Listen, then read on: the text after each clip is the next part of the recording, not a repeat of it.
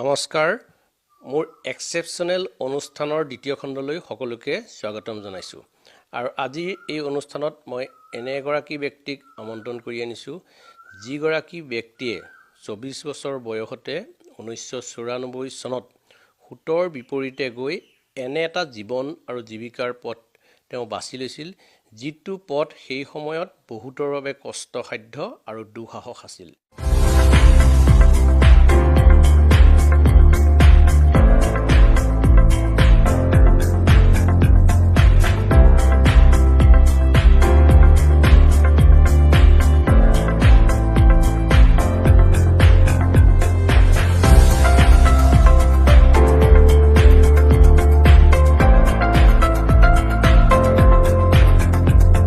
যাদৱ চলিহা উত্তৰ অসমৰ বহুতে জানে যাদৱ চলিহা এনে এগৰাকী সংস্কৃতিবান উচ্চ শিক্ষিত যুৱক যিগৰাকী ব্যক্তিয়ে 1994 চনত মৰ্ণিং ষ্টাৰ হাইস্কুল স্থাপন কৰি বহুতক তেওঁ উপকাৰ কৰিলে আৰু বহুতক সেই পথ অৱলম্বন কৰিবৰ কাৰণে এটা সুবিধা প্ৰদান কৰিলে।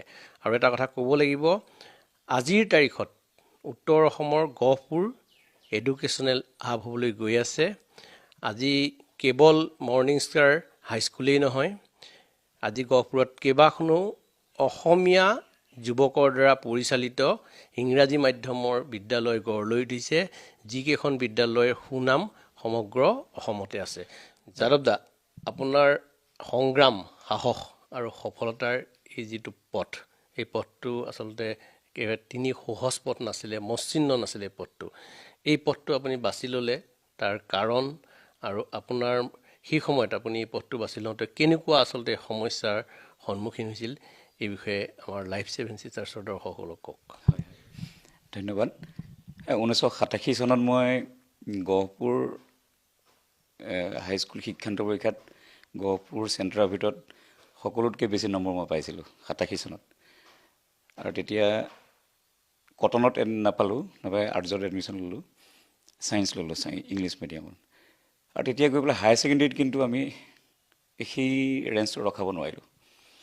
আমাৰ লগতে যিসকলে গহপুৰত বা অসমৰ বিভিন্ন জেগাৰ পৰা আমি পাওঁ, খুব কম সংখ্যকেই সফল হয়। আমি যথেষ্ট সফল ব্যক্তিক লগ পাওঁ, কিন্তু এভাৰেজ নহয় মানে সেইটো।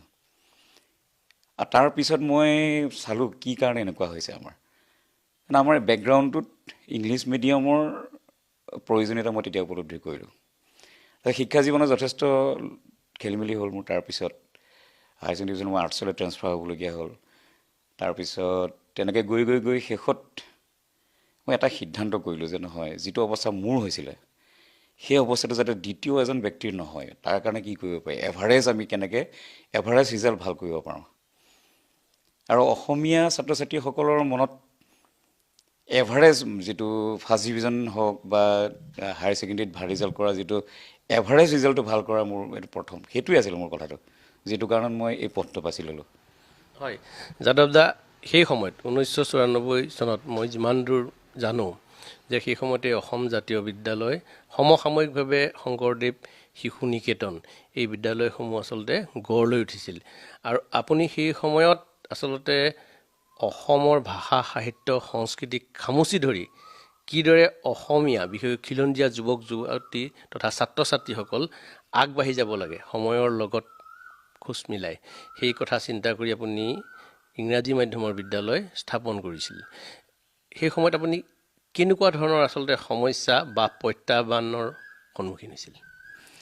সেই সময়ত সমসাময়িকভাৱে তেতিয়া ব্যক্তিগত খণ্ডৰ শিক্ষাৰ এটা ধাৰা অসমত প্ৰবলভাৱে হৈছিল। তাৰ আগলৈকে ব্যক্তিগত খণ্ড বুলি ক'লে কিছু মিছনেৰী ট্ৰাষ্ট এনেকুৱা আছিলে, কিন্তু আমাৰ ইয়াত উজনি অসমত এটা নতুন ধাৰা এটা সৃষ্টি হৈছিলে। সমসাময়িকভাৱে ব্যক্তিগত খণ্ডৰ এটা ধাৰা সৃষ্টি হৈছিলে। এনেই আমাৰ শিৱসাগৰ, ডিব্ৰুগড় এনেকুৱা অঞ্চলত অসমীয়া মানুহৰ দ্বাৰা পৰিচালিত ব্যক্তিগত খণ্ডৰ অসমীয়া মাধ্যমৰ বিদ্যালয় আছে। হয়, ডিব্ৰুগড় 150 বছৰ পুৰণা স্কুলো আছে, যোৰহাটত আছে বাল্য ভৱন। সেইখিনি মই অধ্যয়ন কৰিছিলোঁ যে পাৰি নে নোৱাৰি, আমি অসমীয়া মানুহে এইটো কৰিব পাৰোঁ নে নোৱাৰোঁ। আৰু সেই সময়টো তেনেকুৱা আছিলে যে এই ব্যক্তিগত খণ্ডৰ বিদ্যালয় অসমীয়া মানুহে চলাবলৈ আগবাঢ়ি অহাৰ এটা প্ৰৱণতা আহিছিলে, যিটো কাৰণে এটা আন্দোলন হৈছিলে। যেনেকৈ ধৰক অসম জাতীয় বিদ্যালয় এটা আন্দোলন হ'ল, সেইটো সময়তে গোটেই অসমতেই প্ৰভাৱ চলিছে। শংকৰদেৱ শিশু নিকেতনো গোটেই অসমত আগবাঢ়ি গৈছে। এইটো গহপুৰৰ দৰে গ্ৰামাঞ্চলততো হোৱা নাছিলে। ইয়াত হোৱা নহয়, সেইখিনি অসমীয়া মাধ্যমো আছিলে। কিন্তু মোৰ প্ৰত্যাহ্বানটো আছিলে মই ইংৰাজী মাধ্যমৰ বিচাৰিছিলোঁ। মোৰ তেতিয়া ভয় লাগিছিলে যে আমি একেটাই ভুল কৰিবলৈ যাম নেকি আকৌ। আমিতো যিবিলাক স্কুলত আমি যেতিয়া পঢ়ি আছিলোঁ সেই সময়ত স্কুলৰ শিক্ষা যথেষ্ট ভাল আছিলে। গতিকে মই ভাবিছোঁ অসমীয়া মাধ্যমৰ চৰকাৰী বিদ্যালয়খিনি অক্ষুণ্ণ থাকক, তেওঁলোকৰ সেইটো ভালে থাকক, কিন্তু ইংৰাজী মাধ্যমলৈ যাতে ইংৰাজী মাধ্যমটোত যদি অসমীয়া মানুহ সোমাই নাযায় তেতিয়াহ'লে হয়তো অলপ পিছ পৰি যাব পাৰে। সেইকাৰণে মই সম্পূৰ্ণ সুতৰ বিপৰীতে, কিন্তু সেই সময়ত সুতটো বুলিছিলে ব্যক্তিগত খণ্ডৰ অসমীয়া মাধ্যমৰ স্কুলৰ। মই বিশেষকৈ চিন্তা কৰিলোঁ যে নহয়, আমি ইংৰাজী মাধ্যমত চিন্তা কৰোঁ, ইংৰাজী মাধ্যমলৈ আনো। আৰু এইটো যথেষ্ট প্ৰত্যাহ্বান আছিলে। কোনো মানুহে মোক সমৰ্থন কৰা নাছিলে, মোৰ পৰিয়ালে সমৰ্থন কৰা নাছিলে। মোৰ মায়ে মোক সমৰ্থন কৰিছিলে, মা শিক্ষয়িত্ৰী, মায়ে মানে সেইটোত সমৰ্থন কৰিছিলে। তাৰ বাহিৰে বাকী কোনো সমাজৰ কোনো শ্ৰেণীৰ পৰা মই সমৰ্থন পোৱা নাছিলোঁ। কিন্তু মই কৰা কামক ভাল পাই কাৰণে মোক সহযোগ কৰে, সমৰ্থন নকৰাকৈও সহযোগ কৰিছিলে। তেতিয়া আমি অনুভৱ কৰিলোঁ যে অসমীয়া মাধ্যমত আমি ঠিকেই বুজি পাম, কিন্তু ৱৰ্ল্ড যিটো ভিজন আছে, ৱৰ্ল্ড ভিজনটো পাবলৈ আমি ইংৰাজী মাধ্যমলৈ যাব লাগিব। এই ইংৰাজী একমাত্ৰ এটা bridge, English is a bridge, যাৰ জৰিয়তে আমি আমাৰ লগত বাহিৰৰ বিশ্বখনৰ লগত এটা কমিউনিকেট কৰিব পাৰোঁ। এতিয়া যদিও আমি কৈ থাকোঁ যে ৰাছিয়া, চাইনা এনেকুৱা জেগাত ইংৰাজী মাধ্যমৰ তেওঁলোকে নিজৰ মাধ্যমত পঢ়িছে, কিন্তু তেওঁলোকে প্ৰবলভাৱে এতিয়া শেহতীয়াভাৱে প্ৰবলভাৱে ইংৰাজী স্পকেন ইংলিছে হওক বা ইংৰাজীৰ ওপৰত গুৰুত্ব দিছে, নহ'লে পৃথিৱীৰ লগত যোগাযোগ কৰা সম্ভৱ নহয়। সেইকাৰণে সেই সময়ত আমি ইংৰাজী মাধ্যমৰ কথা ভাবিলোঁ। আপোনাৰ প্ৰথমটো বেটছ স্বাভাৱিকতেই প্ৰথম অৱস্থাত হাইস্কুল নাছিলে চাগে, এতিয়াতো আপোনাৰ ছেকেণ্ডেৰী স্কুল হ'লগৈ। প্ৰথমটো বেটছ হাইস্কুল শিক্ষান্ত পৰীক্ষাত বিশেষকৈ কেনেকুৱা ফলাফল আছিলে? প্ৰথম বেটছটো 2005 চনত আমাৰ দেখিছে। তেওঁলোকে দুটাই অসমৰ ভিতৰত স্থান পাইছিলে। তেতিয়া 20টা আছিলে, 19 আৰু 20 নম্বৰ তেওঁলোকে পাইছিলে। আৰু পিছত হায়াৰ ছেকেণ্ডেৰীত তেওঁলোকে এজনে অল আছাম ছেকেণ্ড পজিশ্যন পালে। তাৰপিছতো আকৌ স্থান পাইছে আৰু তেওঁলোক এষ্টাব্লিছ হৈছে। আপোনাৰ বিদ্যালয়ত পঢ়া, তাতে শিক্ষা জীৱন আৰম্ভ কৰা বহু ছাত্ৰ ছাত্ৰী আজি বিভিন্ন বৃত্তিত আচলতে প্ৰতিষ্ঠিত হৈ আছে। আপুনি তেনে কেইগৰাকীমান ছাত্ৰ ছাত্ৰীৰ নাম ক'ব নেকি? হয়, আমাৰ প্ৰথম বেটছৰ যিকেইজন আছিলে স্থান পোৱা, এজন হ'ল বিকাশ আগৰৱালা, এজন হ'ল অমিত আচাৰ্য, আৰু ডিষ্টিংশ্যন পাইছিলে হোমেন বৰা আৰু পাৰ্থ সাৰথী গুহ। গোটেইকেইজনেই এতিয়া প্ৰতিষ্ঠিত ইঞ্জিনিয়াৰ। চৰকাৰী বিভাগতো আছে, এজন ভাৰত চৰকাৰ ডিফেন্সৰ এগৰাকী অভিযন্তা হিচাপে আছে। ছুইজাৰলেণ্ডতো আমাৰ বিকাশ ছুইজাৰলেণ্ডতো তেওঁ তাতো আছে, তালৈ গৈছে। তাৰপিছতে আহিলে দ্বিতীয় বেটছত আশীষ আগৰৱালা, তেওঁ MD কমপ্লিট কৰিছে। তাৰপিছত ডক্টৰ আশ্বিন চৌহানা, তেওঁ MD কৰিছে। এতিয়া 7গৰাকী ইতিমধ্যে আমাৰ মেডিকেলত আছে, 3গৰাকীয়ে কমপ্লিট কৰিছে, তাৰ 2গৰাকী MD হৈ গৈছে। CA আছে, CA 5গৰাকী আছে। তাৰ ভিতৰতে আমি নীতিশ আগৰৱালাৰ নাম ক'ব পাৰোঁ। তেওঁ অল আছাম নহয়, নৰ্থ ইষ্টৰ ছেকেণ্ড পজিশ্যন পাইছিলে। আৰু তেওঁ মানে কলেজ পঢ়ি থাকোঁতে এখন কিতাপ তেওঁ ৰচনা কৰিছিলে, যিখন আজিৰ তাৰিখত ইউনিভাৰ্চিটিত চলে। মানে তেনেকুৱা টাইপত হৈছে। আৰু PhD কৰা আছে, ডক্টৰ চয়নিকা চলিহা, তেওঁ PhD কমপ্লিট কৰিছে। আৰু পাপৰিমালা ভূঞা PhD কমপ্লিট কৰিছে। পূবানিতা ভূঞা, তেওঁ PhD কমপ্লিট কৰিছে। এই ধৰণে উচ্চ শিক্ষিত বহুতখিনি ওলাইছে, আৰু তেওঁলোকে ক'তো কেতিয়াও অসুবিধা পোৱা নাই। মোৰ সফলতাটো মই এইটোৱে ভাবোঁ যে মই যিখিনি কষ্ট পাইছিলোঁ, টেলেণ্ট থকা স্বত্বেও আমাৰ ষ্টুডেণ্টে সেইটো কষ্ট পোৱা নাই। মৰ্ণিং ষ্টাৰৰ পৰা মেট্ৰিক কমপ্লিট কৰাৰ পিছত হায়াৰ ছেকেণ্ডেৰীত কোনো ৰেকৰ্ড নাই মানে মৰ্ণিং ষ্টাৰ ষ্টুডেণ্ট যে তেওঁলোকে বেক হৈছে। এতিয়া হাইস্কুল শিক্ষান্ত পৰীক্ষাত ভাল ৰিজাল্ট কৰাৰ পিছত হায়াৰ ছেকেণ্ডেৰীত এভাৰেজ ভাল হৈ গৈ আছে। আগতে আমাৰ কেনেকুৱা হয়, আমি পঢ়ি থকা দিনত আমি 7টাই ফাৰ্ষ্ট ডিভিজন পাওঁ, তাৰপিছত এজন বা দুজনে খুব ভাল ৰিজাল্ট কৰে, বাকীকেইজন কিন্তু আমি ৰৈ যাওঁ। মানে এইটো আমাৰ মৰ্ণিং ষ্টাৰৰ ক্ষেত্ৰত সেইটো হোৱা নাই, সেইটো এভাৰেজ গৈ আছে। তাৰ দ্বিতীয়টো হৈছে তেওঁলোকে যিটো ছেল্ফ এমপ্লয়ড হয়, যিখিনিয়ে ক'তো তেওঁলোকে যেনিবা চাকৰি পোৱা নাই, তেওঁলোকো ছেল্ফ এমপ্লয়ড হয়। কিন্তু প্ৰফেচনেলিজম যিটো মানে যে শিক্ষা এজন শিক্ষিত মানুহৰ যিটো power of one educated person, সেই শিক্ষাটো যে তেওঁলোকৰ এটা বিৰাট ডাঙৰ শক্তি, সেইটো কিন্তু মৰ্নিষ্টাৰ প্ৰত্যেকজন ছাত্ৰ ছাত্ৰীৰ ক্ষেত্ৰতে সেইটো আছে। এতিয়া আমাৰ চৈধ্য কলেজত পল্লৱী গোহাঁই আছে, তেওঁ কৰি আছে মাছ কমিউনিকেশ্যনত, দেখোঁ মানে তেওঁলোকৰ পাৰ্চনেলিটিটো। তেনেকৈ আমি মানে বহুতৰ নাম ক'ব পাৰোঁ। আৰু এই ছাত্ৰ ছাত্ৰীসকলক দেখিলে অনুভৱ হয় যে আচলতে আমি সফল হৈছোঁ। আৰু বহু শিক্ষিত নিবনুৱা, এতিয়া আমাৰ এতিয়ালৈকে 100গৰাকী আছে আমাৰ এমপ্লয়মেণ্ট মৰ্নিষ্টাৰ হাইস্কুলত। 100গৰাকী আপোনাৰ শিক্ষক শিক্ষয়িত্ৰী কৰ্মচাৰী গাড়ী এনেকৈ কৰি পেলাই, অৰ্থাৎ 100জন মানুহৰ কৰ্মসংস্থান তাত তৈয়াৰ হৈ আছে। আৰু কোৱালিফাইড মানুহখিনি ডিগনিফাইডলি তেওঁলোক মানে ডিগনিফাইড এটা এমপ্লয়মেণ্ট পাই আছে। এনেই পইচাটো ঘটিবৰ কাৰণে যিকোনো মৰ্যাদা সহকাৰে তেওঁলোকে আছে, সমাজত তেওঁলোকৰ ৰেপুটেশ্যন আছে, তেওঁলোকৰ নিজৰ নিজৰ ঘৰ ধুনীয়াকৈ চলাই আছে, আৰু সমাজৰ এগৰাকী ৰেছপনচিবল পাৰ্চন হিচাপে তেওঁলোক প্ৰতিষ্ঠিত হৈ আছে। যাদৱ দা, আমি দেখা পাইছোঁ আপোনাৰ বিদ্যালয়ত কেৱল আপুনি ভাষিক অসমীয়া হ'লেও অসমীয়া ভাষিক ছাত্ৰ ছাত্ৰী নহয়, বিভিন্ন জাতি জনগোষ্ঠী ধৰ্মৰ আচলতে অভিভাৱক অভিভাৱিকাই তেওঁলোকৰ ল'ৰা ছোৱালীক তাত পঢ়ুৱায়। কিন্তু তথাপি আপুনি অসমীয়া ভাষা সাহিত্য সংস্কৃতি ঐতিহ্য পৰম্পৰাক যথেষ্ট গুৰুত্ব প্ৰদান কৰে। শিক্ষাক যিদৰে গুৰুত্ব দিছে সেইদৰে বাকী এই দিশসমূহতো যাতে আগবাঢ়ি যাব পাৰে সেইখিনিক আপুনি গুৰুত্ব দিছে। তাত কিন্তু অসমীয়া ভাষা সাহিত্য সংস্কৃতিটো গুৰুত্ব সদায় দি অহা দেখা পাইছোঁ। এই সম্পৰ্কত কি ক'ব? আমি প্ৰথমতে এটা অল ইণ্ডিয়া চেণ্টিমেণ্ট প্ৰথমতে সেইটো আমি ক্ৰিয়েট কৰিছোঁ যে আমি ভাৰতীয়। আমাৰ স্কুলৰ কেম্পাছত সোমাই যোৱাৰ লগে লগে তেওঁলোকে কোনটো লোকেশ্যনত আছে ফিল নকৰে। আমি কেম্পাছ তেনেকুৱাকৈ বনাইছোঁ তেওঁলোকে যাতে ইণ্ডিয়ান চিটিজেন হয়।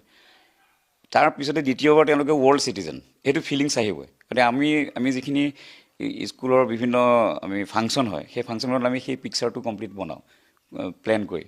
কিন্তু তাতকৈ ডাঙৰ কথাটো হৈছে কি, অসমৰ যিটো ছাৰ্ভাইভেল, অসমত জীয়াই থাকিবলৈ হ'লে এটা ইমান এটা সমৃদ্ধ সংস্কৃতি আমাৰ আছে। এই সংস্কৃতিৰ লগত যদি তেওঁলোকৰ যদি যোগাযোগ নাথাকে, তেওঁলোকে যদি এই সংস্কৃতিক যদি শ্ৰদ্ধা কৰিব নিশিকে, তেতিয়াহ'লে তেওঁলোকৰ গোটেই বস্তুটোৱে ভেগ হৈ যাব।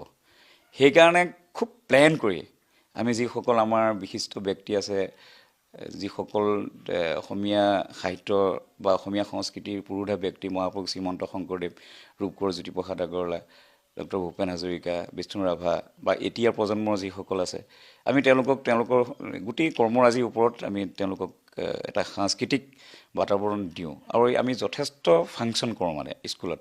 বহুতে কয় মৰ্নিষ্টাৰত আমি এবছৰত 12টা ফাংচনে আমি কৰোঁ, আৰু প্ৰত্যেকটো ফাংচনে আমি ডাঙৰকৈ কৰোঁ। কাৰণ তেওঁলোকে যিটো একেলগে থকা ছ'চিয়েল বিইং হ'বৰ কাৰণে, ভালকৈ থাকিবৰ কাৰণে অনলি এডুকেশ্যনটো এনাফ নহয়। মূল কথাটো হ'ল কি যে এডুকেশ্যনটো এনেকুৱা যে সকলো কথা পাহৰি যোৱাৰ পিছতো যিখিনি মনত থাকে, ডেট ইজ কল্ড এডুকেশ্যন। আইনষ্টাইনে কৈছিল এইটো কথা যে তুমি স্কুল আৰু কলেজত শিকা সকলো কথা পাহৰি যোৱাৰ পিছত যিটো বস্তু তোমাৰ মনত থাকে, যিখিনি মনত থাকে, সেইটো এডুকেশ্যন। যেনেকৈ আমি ভাত খালোঁ, আমি মাংস খালোঁ, বিভিন্ন বস্তু খালোঁ, খোৱাৰ পিছত সেইখিনি আমি পাহৰি যাওঁ। খোৱা সময়ত মনত থাকে যে আমি এতিয়া মাংস খাইছোঁ, ভাত খাইছোঁ, দালি খাইছোঁ, কিন্তু যেতিয়া পেটলৈ গুচি গ'ল তাৰপিছত আমি সেইটো কথা সম্পূৰ্ণ পাহৰি যাওঁ কি খালোঁ। কিন্তু তাৰ পুষ্টিটো আমাৰ শৰীৰলৈ আহে, যে আমাৰ শৰীৰত বল বৃদ্ধি হয়, শক্তি বৃদ্ধি হয়, মগজু ভাল হয়। ঠিক তেনেকৈ শিক্ষাটো তেনেকুৱা এটা বস্তু, এইটো মনত ৰখা বস্তু নহয়।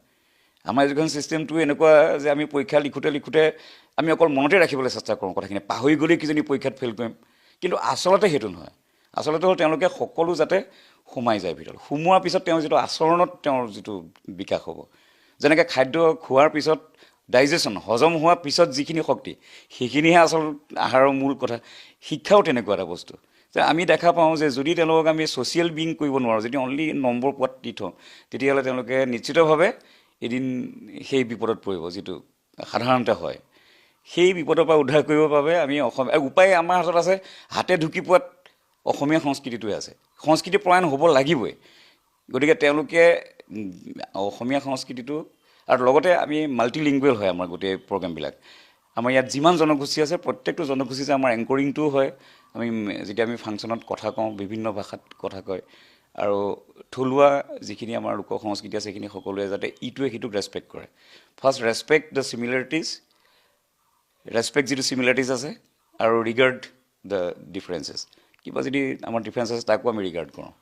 যাদৱ দা, আপুনি 1994 চনতে এটা সুকীয়া চিন্তাধাৰাৰে পৃথক দৃষ্টিভংগীৰে এটা পথ বাছি লৈছিল, সফল হৈছে, আনকো সেই পথ আচলতে দেখুৱাবলৈ আজি সমৰ্থ হৈছে। আজিৰ তাৰিখত সেই সময়ত আচলতে অসমীয়া এগৰাকী যুৱকে ইংৰাজী মাধ্যমৰ বিদ্যালয় স্থাপন কৰিবলৈ ওলোৱাটো দুঃসাহস আছিল। আপুনি কৰিলে আৰু আপুনি সফল হৈ দেখুৱালে। আৰু আজিৰ তাৰিখত কিন্তু বিশেষকৈ উত্তৰ অসমত গহপুৰত মই প্ৰথমতে কৈছোঁৱেই যে এডুকেশ্যনেল হাবলৈ পৰিণত হ'বলৈ গৈ আছে। আৰু আজিৰ তাৰিখত গহপুৰত শংকৰদেৱ শিক্ষা নিকেতন, জ্ঞান ভাৰতী ছেকেণ্ডেৰী স্কুল, দা স্কুলাৰ, আমাৰ টকৌবাৰী বিদ্যা মন্দিৰ, জ্যোতি বিদ্যা মন্দিৰ, ৰয়েল ভেলী কেইবাখনো বিদ্যালয় আছে নাম কৰা। আৰু বিশেষকৈ শংকৰদেৱ শিক্ষা নিকেতনেই হওক, আপোনাৰ বিদ্যালয়েই হওক বা জ্ঞান ভাৰতী যথেষ্ট নাম আছে।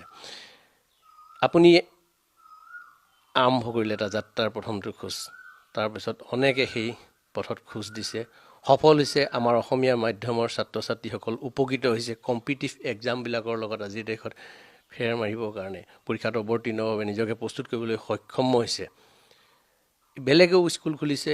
মই ভাবোঁ এইটো ইতিবাচক কাম এটা, সেইটো যদি আনে অনুসৰণ কৰে বেয়া নহয়। যদিও winners do not do different things, they do things in different way. এইটো নহয় আপুনি বিদ্যালয় খুলিছিলে, বেলেগে খুলিছে, আপোনাৰ ক্ষতি হ'ব। আমাৰ অঞ্চলটোৰ উত্তৰ অসমৰ ছাত্ৰ ছাত্ৰী উপকৃত হৈছে। আজিৰ তাৰিখত গহপুৰত সকলোৱে জানে বিভিন্ন জিলাৰ ঠাইৰ পৰা, গুৱাহাটীৰ পৰাও গহপুৰলৈ পঢ়িবলৈ আহে। কি ক'ব এই সম্পৰ্কত, কেনেকুৱা অনুভৱ? এইটো অনুভৱ এনেকুৱা, আমি যেনেকৈ এখন অৰণ্যতহে গছ জীয়াই থাকিব পাৰে। গছবিলাক যদি আমি ৰাস্তা কাষত যিবিলাক গছ ৰুই ৰুই গৈ আছোঁ, সেই গছবিলাকৰ পৰা ৰিপ্ৰডাকশ্যনটো নহয়। গছ এজোপা থাকিব, গছজোপা মৰিব, সেই গছজোপা শেষ। কিন্তু অৰণ্য হ'লে তাত এজোপা গছ মৰিলে অন্য এজোপা গছ তাৰপৰা সেই একে ব্ৰীডৰ হ'ব। যে ইয়াত এডুকেশ্যন হাব হোৱা মানে আমাৰ এখন শিক্ষাৰ অৰণ্যৰ সৃষ্টি হৈছে। ইয়াত কোনোবা এটাত যদি ক'ৰবাত খেলিমেলি হয়, লগে লগে আকৌ নতুনকৈ এটা হ'ব। অৰ্থাৎ ইয়াত আৰু কেতিয়াও, এতিয়া অলৰেডি মানে মেচিয়ৰ্ড হৈ গৈছে যে ব্যক্তিগত খণ্ডৰ শিক্ষাৰ যিটো মানে নতুন ৰূপটো। আচলতে আমাৰ গহপুৰত মই যিটো অধ্যয়ন কৰিছোঁ, যে ব্ৰিটিছ পিৰিয়ডতো আমাৰ কেতিয়াও চৰকাৰে আমাক স্কুল খুলি দিয়া নাই, বা পিছতো চবেই নিজেই ভেঞ্চাৰ স্কুল খুলিছে। ভেঞ্চাৰ স্কুল মানে আমি ঘৰৰ পৰা বাঁহ আনি, টিং আনি, অসমীয়া মানুহ বা অসমৰ খিলঞ্জীয়া মানুহ, অসমীয়া বুলি মই ক'লে সকলোকে মই সামৰিছোঁ, যে তেওঁলোকে নিজে আহি পেলাই স্কুল খুলিছে প্ৰত্যেক জেগাত। LP স্কুল, MV স্কুল, চৰকাৰে তাত অনুদানহে দিছে বহুত পিছত। এতিয়া চৰকাৰী স্কুল বুলি কয় বহুত কম আছে। গতিকে সেই যিটো স্পিৰিট আছিলে, সেই স্পিৰিটটো আকৌ আমি মানে পাইছোঁ এতিয়া গহপুৰত, যে এতিয়া আমি স্কুল খোলোঁ এতিয়া। আৰু স্কুল এখন মেনেজ কৰা, ব্যক্তিগত খণ্ডটো এইটো সম্পূৰ্ণ নতুন ৰূপ এটা, সেই আগৰ ৰূপটো নহয়। এইটো এটা সম্পূৰ্ণ নতুন কম্পিটিটিভ ৰূপ। আমি ৱৰ্ল্ড লেভেলত কম্পিটিশ্যন কৰিবলগীয়া হৈছে এতিয়া। আমাৰ ষ্টুডেণ্টে ৱৰ্ল্ড লেভেলত চিন্তা কৰে। গতিকে সেই কম্পিটিশ্যনটো আহি গৈছে। আৰু সকলো স্কুলে, সকলো মেনেজমেণ্টক, খিলঞ্জীয়া মানুহৰ যিটো মেনেজমেণ্ট, সেই মেনেজমেণ্টটো ইতিমধ্যে সকলোৱে আয়ত্ব কৰিব পাৰিছে। আৰু মই ভাবোঁ যে মোৰ জীৱনত সেইটোৱেই সকলোতকৈ ডাঙৰ সফলতা, যে মই নাথাকিলেও গহপুৰ কিন্তু এডুকেশ্যন হাব হৈ থাকিব। মই দেখুওৱা নহয়, মই আচলতে অনুসৰণ কৰিছোঁ। গহপুৰ আমাৰ ইয়াত এইটো উত্তৰ অসমত আপুনি যথেষ্ট আগত, কিন্তু আমি ইতিমধ্যে সেইটো আহি গৈছে, আমি পাৰিছোঁ। কিন্তু তাৰ আগলৈকে সেই সময়ত যাওঁ হৈছিলে। কিন্তু ব্যক্তিগত ব্যক্তিগত খণ্ডৰ ইংৰাজী মাধ্যমৰ বিদ্যালয়টো আমি খিলঞ্জীয়া মানুহৰ পৰা কিন্তু আঁতৰি গৈছিলে।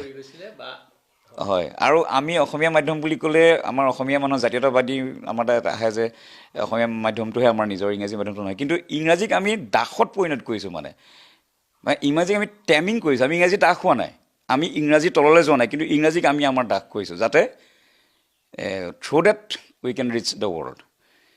আমি ইংৰাজীৰ তলত আমি নাই, কিন্তু ইংৰাজীক আমি আমাৰ তললৈ আনিছোঁ। আমি ব্ৰিজ হিচাপে লৈছোঁ, আমিহে তাত খোজকাঢ়িম। ইংৰাজী আমাৰ মূৰৰ ওপৰত খোজকাঢ়িব নোৱাৰে। সেইকাৰণে সাংস্কৃতিকভাৱে মই এওঁলোকক সবল কৰোঁ, যাতে ইংৰাজী মাধ্যমৰ যিটো কালচাৰ, সেই কালচাৰ মৰ্ণিং ষ্টাৰ ষ্টুডেণ্টৰ ক্ষেত্ৰত নাই।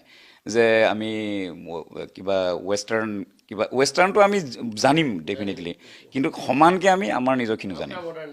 হয়, সেইটো। আৰু এটা কথা যাদৱ দা, আমি দেখা পাইছোঁ আজিৰ তাৰিখতো আপোনাৰ বিদ্যালয়ত কেৰেলাৰ পৰা 38জনীয়া শিক্ষাবিদ বুলি ক'ব লাগিব, সাহিত্যৰ লগত জড়িত থকা ব্যক্তি, বিশিষ্ট ব্যক্তি কেৰেলাৰ পৰা সুদূৰ আহিছে। তেওঁলোকে উত্তৰ পূৰ্বাঞ্চলত এটা ভ্ৰমণ লৈছে। আপোনাৰ বিদ্যালয়ত 3 দিন আছে।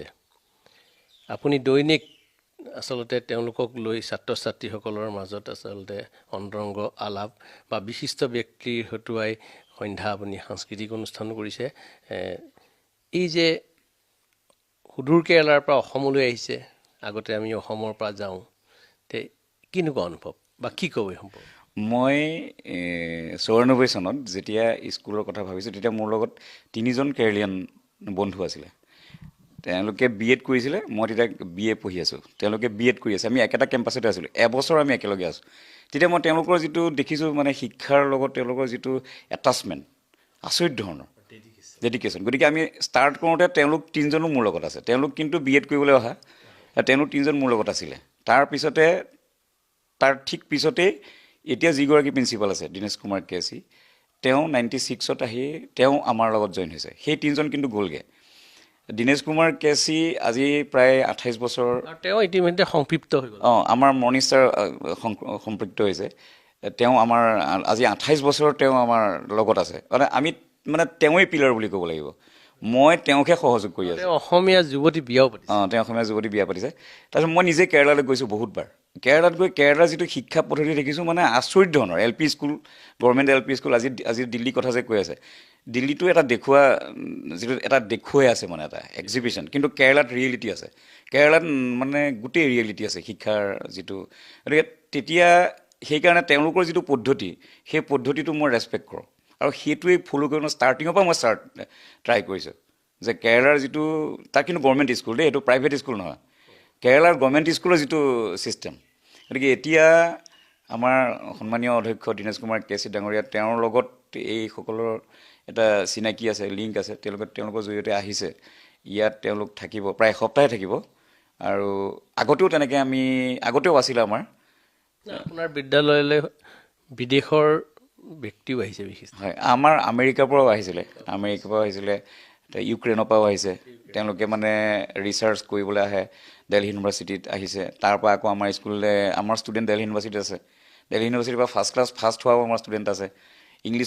ইংলিছত এতিয়াও আমাৰ মানে আছে, এজন নাম ক'ম মই, শৈলেন কটেল। তেওঁ ইংলিছ লিটাৰেচাৰৰ এজন টপ মানুহ এজন। তেওঁ দেলহি ইউনিভাৰ্চিটিত আছিলে। গতিকে তেওঁলোকৰ জৰিয়তে আমাৰ স্কুললৈ তেওঁলোকে পঠায়। আৰু আমাৰ ষ্টুডেণ্টে সদায় আমাৰ স্কুলক যিটো তেওঁলোকে পোৱা নতুনত্ব আমাক দিবলৈ বিচাৰে। গতিকে আমি সমৃদ্ধ যে আমাৰ ছাত্ৰ ছাত্ৰীসকলে আমাক আগুৱাই লৈ গৈছে। ৰিয়েলি আমি শূন্য। আমাৰ লগত 1-2কে তেওঁলোক জইন হোৱাৰ কাৰণেহে আমাৰ এটা ভেলু আছে। আমিতো শূন্য, যদি কেনেবাকৈ মোৰ লগত এই গোটেই টীমটো নাথাকিলেহেঁতেন, তে আমাৰ যিসকল শিক্ষক আছে তেওঁলোক পুৰণা শিক্ষক, আৰম্ভণিৰ পৰাই আছে। এতিয়া 30 বছৰ তেওঁলোকো আছে, তেওঁলোকে কোনো বেলেগ প্ৰফেশ্যনৰ কথা ভবা নাই। তেনেকুৱা আছে আমাৰ 10-15জন, এতিয়া 18 বছৰ 20 বছৰ হোৱাও আছে। গতিকে আমি একেলগে উই আৰ গ্ৰ'য়িং টুগেডাৰলি। আৰু আমাৰ কেপিটেলটো হ'ল আমাৰ লাইফটোৱে কেপিটেল। মানে আমি আমাৰ জীৱনটো দিছোঁ স্কুলখনক। আৰু এটা কথা কওঁ, মই দেখা পাইছোঁ আপোনাৰ বিদ্যালয়ৰ অনুষ্ঠান থাকিলে আপুনি বেলেগ বিদ্যালয়ৰ আচলতে সঞ্চালকেই হওক বা এই দিশত যোনে প্ৰয়াস কৰি আছে এটা ছাত্ৰ ছাত্ৰীসকলক উপকাৰ কৰিবলৈ, তেনেধৰণৰ ব্যক্তিকো আপোনাৰ বিদ্যালয়লৈ মাতে। এই যিটো ৰেচপেক্ট ফৰ ইচ আদাৰ, সেই সম্পৰ্কত কি ক'ব? এখন বিদ্যালয়ে আন এখন বিদ্যালয়ৰ শিক্ষক শিক্ষয়িত্ৰী সঞ্চালক স্বত্বাধিকাৰৰ প্ৰতি আচলতে ভাল মনোভাৱ পোষণ কৰা, ইতিবাচক দিশত ইখন বিদ্যালয়ে সিখন বিদ্যালয়ৰ লগত আচলতে কম্পিটিশ্যন কৰা, এই দিশসমূহৰ ওপৰত কি ক'ব? মানে যিটো হোৱাট ওৱান কেন এটা কনচিভ কৰিলেহে ডেলিভাৰী কৰিব পাৰে।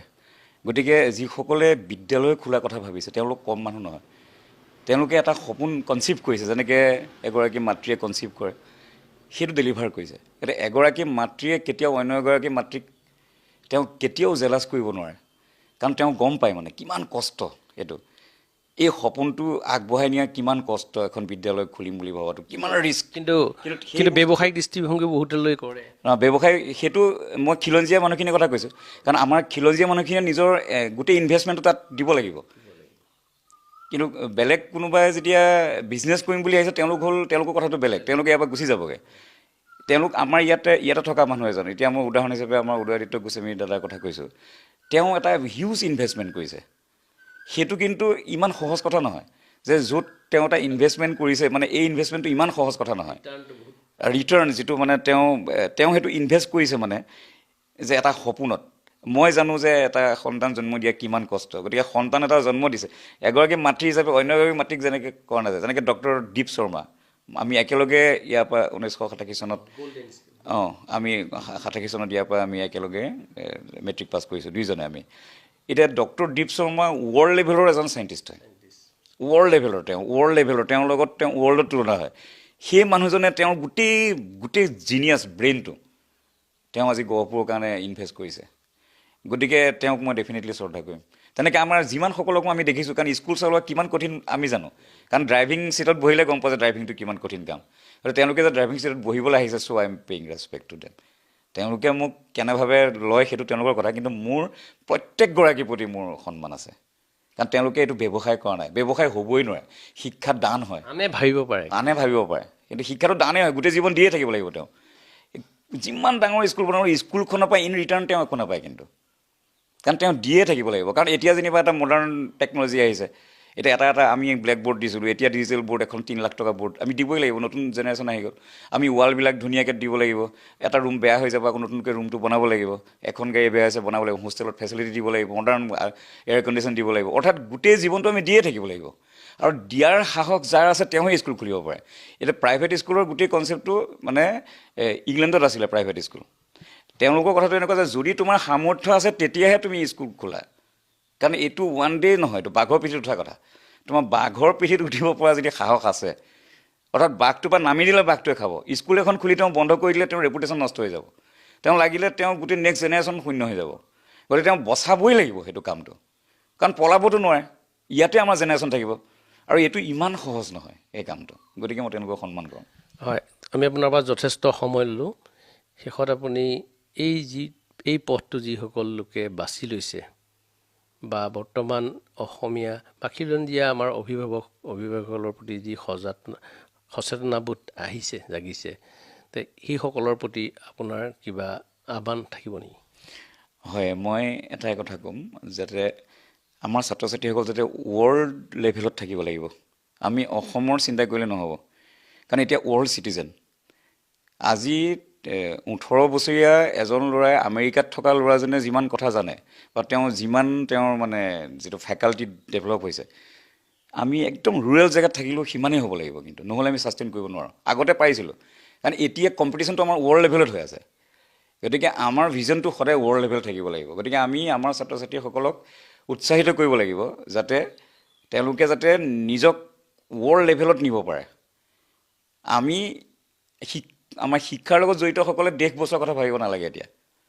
দেশখন বচাবলৈ আৰ্মি আছে ডিফাৰেণ্ট পলিটিকেল পাৰ্টিজ আছে আমি চিন্তা কৰিব লাগিব যে আমি ৱৰ্ল্ড লেভেলত আমি কম্পিটিশ্যন কৰিব পাৰোঁ নে নোৱাৰোঁ আমি আমেৰিকাত এজন মানুহ আজি এতিয়া যেতিয়া ইণ্টাৰনেটত এটা কিবা এটা আহিলে তেওঁলোকে অনলাইন যিখিনি ইণ্টাৰভিউ দিব তাত নুসুধে কিন্তু গাঁৱৰ গহপুৰৰ পৰা কৰিছে নেকি আমেৰিকাৰ ল'ৰাটোৱে এপ্লাই কৰিছে আমাৰ ল'ৰাটোৱে এপ্লাই কৰিছে গতিকে তাত টিকিব পাৰে নহয় বাকীটোতো চবেই চলাব পাৰে এখন দোকান এখন বা এনেকুৱাকৈ নহয়তো কথাখিনি গতিকে মই ভাবোঁ যে আমাৰ শিক্ষিত সমাজ তেওঁলোকে আপডেটেড হ'ব লাগিব আৰু বাকী যিমান চিন্তা আছে যে আমাৰ যিখিনি আমি ভাবিছোঁ যে ছাত্ৰসকলে নিজক ৱৰ্ল্ড লেভেলত নিবই লাগিব আৰু স্কুল মেনেজ কৰা যিসকল আছে তেওঁলোকে সেই ছাত্ৰসকল যাতে কোনো কাৰণতে বিপদগামী নহয় সেইটোত গুৰুত্ব দিব লাগিব তেওঁলোকে বিশ্বাস কৰিব লাগিব স্কুলখনক তেওঁলোকে বিশ্বাস কৰিব লাগিব যে আমি টকা 500 বা 1000 10,000 টকা দিছোঁ কিন্তু এই শিক্ষকসকলে তেওঁলোকৰ জীৱনটো দি আছে শিক্ষকজনে জীৱনটো দি আছে তাৰ বিনিময়ত টকা 10,000টো অতি সহজ কথা কিন্তু এই জীৱন দি থকা শিক্ষকজনক তেওঁ বিশ্বাসটো ৰেচিপ্ৰকেল এতিয়া যদি মই আপোনাক বিশ্বাস কৰোঁ আপুনি মোক বিশ্বাস কৰিব ইয়াত ফাঁকি কোনো কথা নাই তো মই যদি আপোনাক ডাউট কৰোঁ আপুনি মোক ডাউট কৰিব তেনেকৈ সেই বস্তু থাকিব লাগিব যে শিক্ষকৰ প্ৰতি বিশ্বাস থাকিব লাগিব আৰু সেই বিশ্বাসটো ছাত্ৰ ছাত্ৰীসকলক কোনো পধ্যে যাতে নিজে পঢ়া সেই বিদ্যালয়খন যিখন য'তে নপঢ়ক কেতিয়াও যাতে স্কুলখনৰ বিষয়ে যেতিয়ালৈকে তেওঁ পৰীক্ষা দি ওলাই নাহে তেতিয়ালৈকে যাতে স্কুলখনৰ বিষয়ে বেয়া কথা নাপাতে কোনো কাৰণতে তেওঁলোকে যাতে স্কুলখনৰ যিখিনি পজিটিভ আছে সেইটো চিন্তা কৰে যে এইখন ভাল লোকেশ্যনত আছে ভাল জেগাত আছে শিক্ষকসকল ভাল এনেকুৱা পজিটিভ টুৱাৰ্ডছ দ্য স্কুল ধন্যবাদ এয়া আছিল যাদৱ চলিহা তেখেতৰ লগত মোৰ হোৱা যিখন কথোপকথন তাৰ পৰা আপোনালোকে অনুভৱ কৰিব পাৰিছে যে মই কি কাৰণে আচলতে মোৰ এক্সেপশ্যনেল অনুষ্ঠানটোত দ্বিতীয় খণ্ডত তেখেতক মই বাছনি কৰিছোঁ। মই আশা কৰিছোঁ তেখেতে যিখিনি কথা ক'লে সেই কথাখিনিৰ পৰা আমাৰ ছাত্ৰ ছাত্ৰীসকল, অভিভাৱকসকল আৰু যিসকলে বিদ্যালয় আচলতে খুলি আমাৰ ছাত্ৰ ছাত্ৰীসকলক উপকাৰ কৰিম বুলি ভাবিছে বা আগবাঢ়ি আহিছে, তেওঁলোকেও সেই কথাখিনি অনুধাৱন কৰি তেওঁলোকে নিজকে প্ৰতিষ্ঠা কৰিবলৈ সক্ষম হ'ব আৰু সমান্তৰালকৈ আমাৰ অসমীয়া ছাত্ৰ ছাত্ৰীসকল ইংৰাজী মাধ্যমৰ বিদ্যালয়ত পঢ়ি সময়ৰ লগত আচলতে খোজ মিলাই যিবিলাক কম্পিটিটিভ এক্সাম আছে সেই এক্সামসমূহক তেওঁলোকে আচলতে নিজকে অৱতীৰ্ণ কৰিব পৰাকৈ সক্ষম হ'ব আৰু সমান্তৰালকৈ তেখেতসকলে দেশৰ অসমৰ এগৰাকী সুনাগৰিক হিচাপে নিজকে প্ৰতিষ্ঠা কৰিবলৈ সক্ষম হ'ব। ধন্যবাদ।